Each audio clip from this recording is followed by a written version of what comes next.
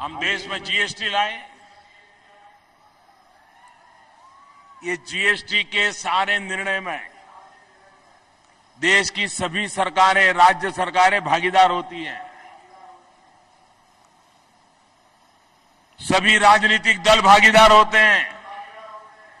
निर्णय प्रक्रिया पूर्णतया संघीय ढांचे के तहत हो रही है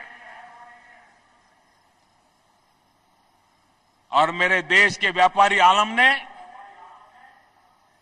जीएसटी का विरोध नहीं किया है, उसको स्वीकार किया है। लेकिन उसने अगर शिकायत की है तो उसमें जो छोटी मोटी कमियां हैं उसकी की है और वो भी हमारे ध्यान में लाता है कि साहब ये तो ठीक है लेकिन ये थोड़ा सुधारना पड़ेगा। और हम भी व्यापारी आलम को कहते हैं आप सुझाव दीजिए, ये मेरी सरकार खुले मन से चलती है, हम सारे सुधार करने के लिए तैयार हैं। मैंने ये भी कहा है सरकार को, अब जो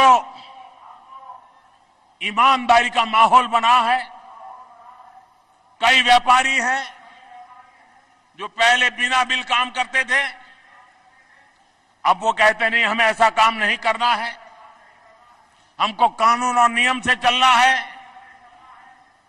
लेकिन उनको डर रहता है कि हम कानून और नियमों का पालन करें।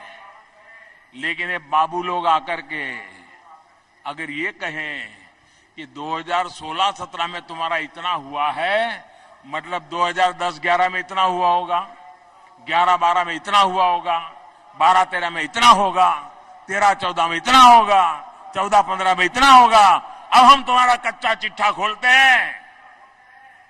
मैं व्यापारी आलम से विश्वास देना चाहता हूं, कोई भी बाबू, कोई भी सरकारी अफसर आपके पुराने दफ्तर को नहीं खोलेगा।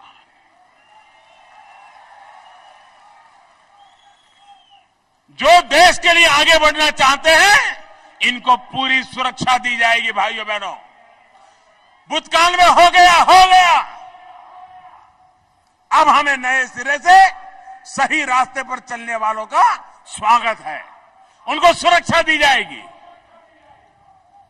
देश में ईमानदारी की ओर जाने का एक माहौल पैदा हुआ है और सरकार का काम है उन सबको मदद करना।